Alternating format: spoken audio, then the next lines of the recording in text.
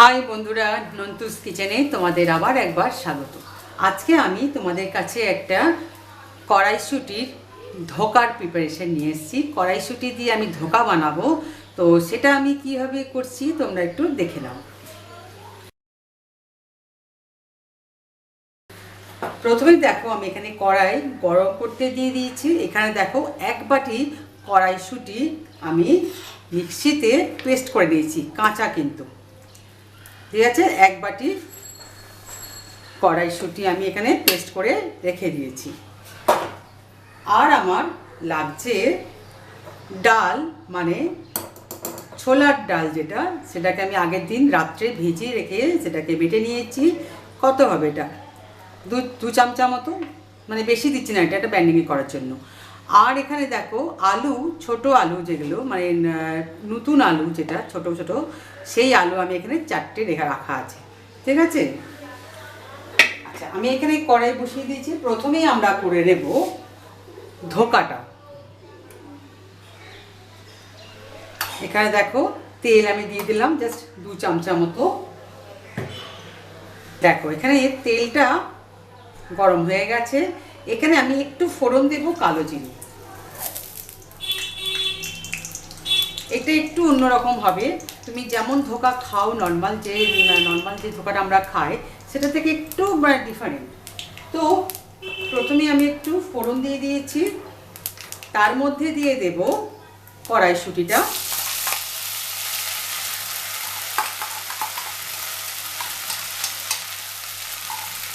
যেটা বেটে রেখেছিলাম সেটা আমি তেলের মধ্যে দিয়ে দিলাম। আচ্ছা, এর মধ্যে আমি ডালটাও দিয়ে দিচ্ছি। এটা কিন্তু ব্যান্ডিং করার জন্য দিয়েছি, যাতে কড়াইশুঁটি যখন ভাজবো আমি ধোকাটা, তখন যাতে ভেঙে না যায়।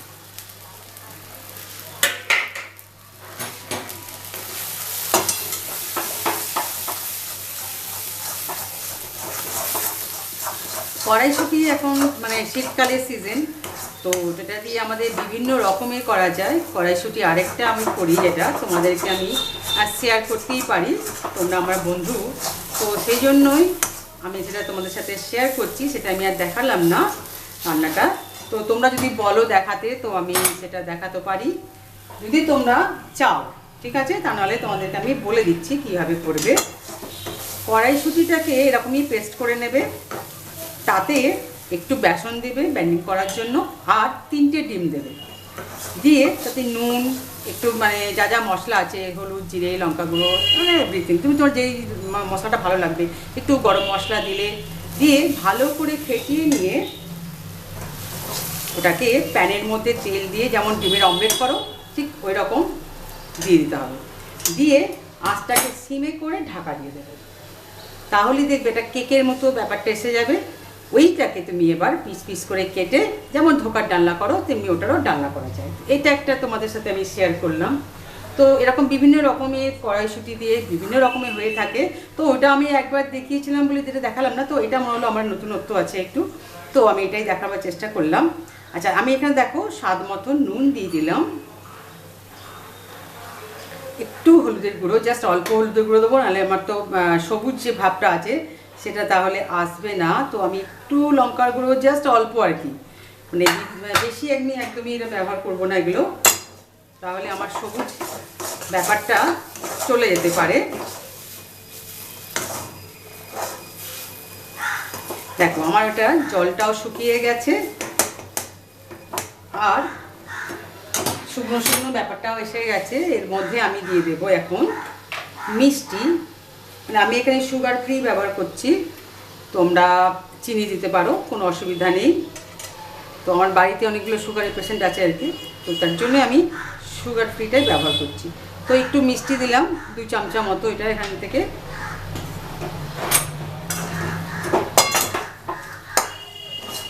আর দেবো যেটা একটু ভাজা মশলা আমি এখানে অ্যাড করব, যেটা আমি এবারে এটা বন্ধ করে দিলাম, কারণ এটা আরও ড্রাই হয়ে যাবে তা নাহলে। আচ্ছা, ভাজা মশলাটা হচ্ছে ধনে, জিরে, গোটা ধনে এবং গোটা মৌরি শুকনো খোলায় আমি একটু ভেজে নিয়েছিলাম, তার সাথে একটা শুকনো লঙ্কাও দিয়ে দিয়েছি। তো সেই ভাজা মশলাটা আমি এখানে অ্যাড করলাম। তাহলে কি হবে, এর একটা যে ফ্লেভার আছে না ধোকাটার মধ্যে, খুব সুন্দরভাবে এসে যাবে। তো আমার এটা হয়ে গেল রেডি। আমি এটাকে ঠান্ডা করে একটু পিস পিস করে কেটে নিই। তো কাটার ব্যাপারটা তোমাদের কাছে, তোমরা চৌকোভাবে কাটতে পারো, আড়াআড়িভাবে কাটতে পারো, মানে ত্রিকোণাভাবে কাটতে পারো। তো যেটা তোমাদের ইচ্ছে হবে তোমরা সেটাই কেটো।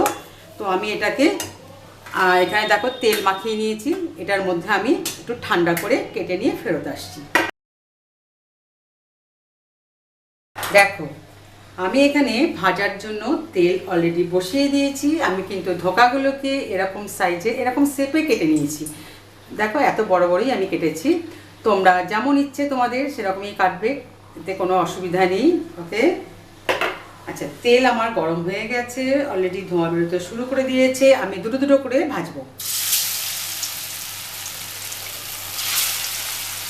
দুটো দুটো করে ধোকাকে আমি হালকা করে ভাজবো, কিন্তু খুব বেশি ডিপ ফ্রাই করবো না। মানে কালারটা আমার রাখতে হবে যাতে বোঝা যায় যে এটা আমার কড়াইশুঁটির ধোকা বানাচ্ছি। তো আমি সেই মতোই ভাজবো এটা। তো আমি বাকিগুলো ঠিক একই মানে স্টাইলে ভেজে নিয়ে আমি তোমাদের কাছে ফেরত আসছি গ্রেভিটা দেখানোর জন্য। তো আমার ভেজে তুলে নেওয়া হয়ে গেছে। ঠিক এরকমই ভাজবে, যেমন দেখো সবজি একটা ব্যাপার আছে, মানে সবুজ সবুজ ব্যাপার আছে, কড়াইশুঁটি যে আমি করেছি সেটার প্রমাণ আছে। তো সেইভাবেই সেইটার মতোই ভাজবে, ঠিক আছে। আচ্ছা দেখো এই তেলের মধ্যেই আমি দিয়ে দিচ্ছি জিরে, 1 টিস্পুন জিরে, তার সাথে একটা শুকনো লঙ্কা ফোড়ন দিয়েছি, আর দিচ্ছি দুটো তেজপাতা। তো এটাকে আমি একটু নাড়াচাড়া করে নিয়ে ফোড়নটা যখনই মনে হবে আমার এসে গেছে, আমি ঠিক ওই রকমই সময়ে 1 চামচা আদা বাটা দেবো,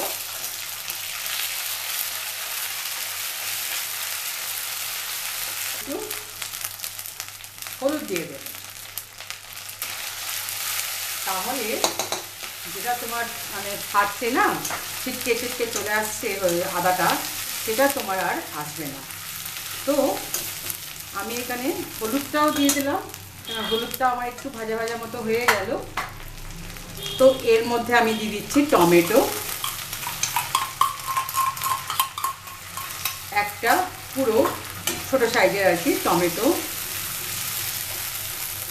জিরে গুঁড়োটা আমি 1 টিস্পুনই দিলাম, কেন গ্রেভিটা বানাবো তো তার জন্যই।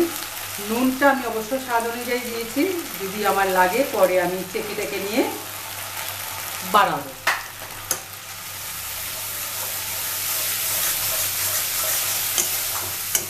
মশলাটা আমি ভালোভাবে কষিয়ে নেওয়ার সময় আলু 4টে আমি সেদ্ধ করে রেখেছিলাম, ছোট ছোট আলু, সেটাকেও আমি এর সাথে মশলার সাথেই কষিয়ে নেব।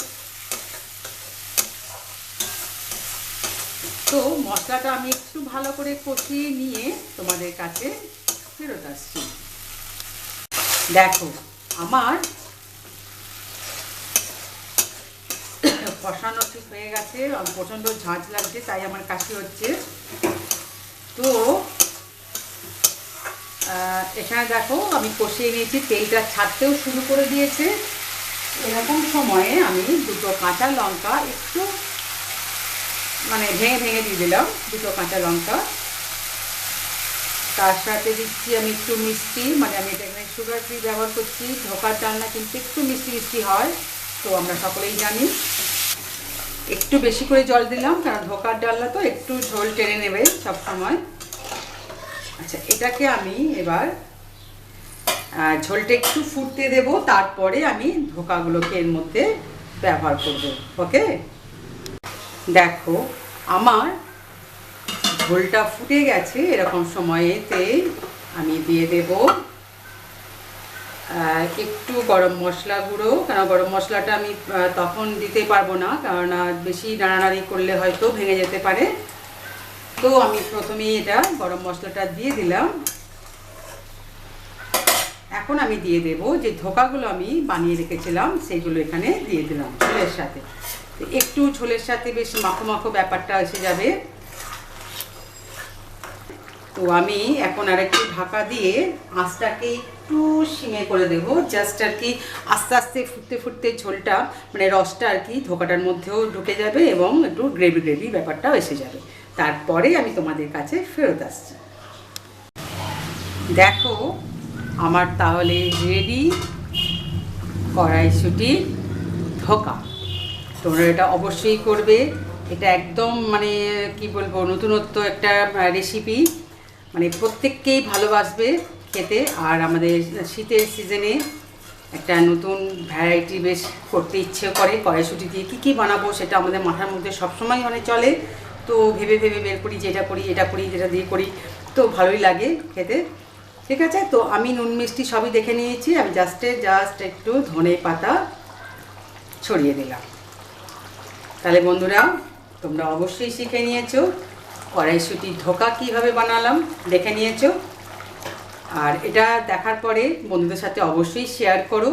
আর যারা এখনও পর্যন্ত আমার চ্যানেলটি সাবস্ক্রাইব করতে পারোনি প্লিজ চ্যানেলটি সাবস্ক্রাইব করবে, পাশে বেল আইকনটা আসবে এবং অবশ্যই বেলের সাথে সাথে একটা অল বলে একটা অপশান আসবে, সেই নোটিফিকেশানটা তোমরা অবশ্যই করবে, প্রেস করবে। তাহলে প্রত্যেকটা ভিডিও তোমরা পেয়ে যাবে এবং দেখতেও পাবে। তাহলে আর বন্ধুদের সাথে শেয়ার করে আমাকে ছোটো করে একটা লাইক আর কমেন্ট দিয়ে জানিও কেমন লাগলো। কমেন্টের আশা আমি খুবই বসে থাকি যে তোমরা কখন কমেন্ট করছো, কীভাবে কী জানাচ্ছ, কী কিছু জানতে চাইছো কি না আমার কাছ থেকে, তো সেটার জন্য আমি খুবই আগ্রহ। তোমরা অবশ্যই কমেন্ট করে আমাকে জানিও। কমেন্ট সেকশন আমার বইয়ে খোলাই থাকে সব সময়, তোমরা করলে আমি সেটা খুব খুশি হব। আর কি চলে আসবো আবার কোনো নতুন একটা রেসিপি নিয়ে, দেখি মাথায় কি চলছে, তো সেই রেসিপি নিয়ে তোমাদের কাছে হাজির হয়ে যাব তোমাদের শেখানোর জন্য। আর ঠিক আছে, আজকের মতো বিদায় নিই, বেশি বকবক না, চলো টাটা।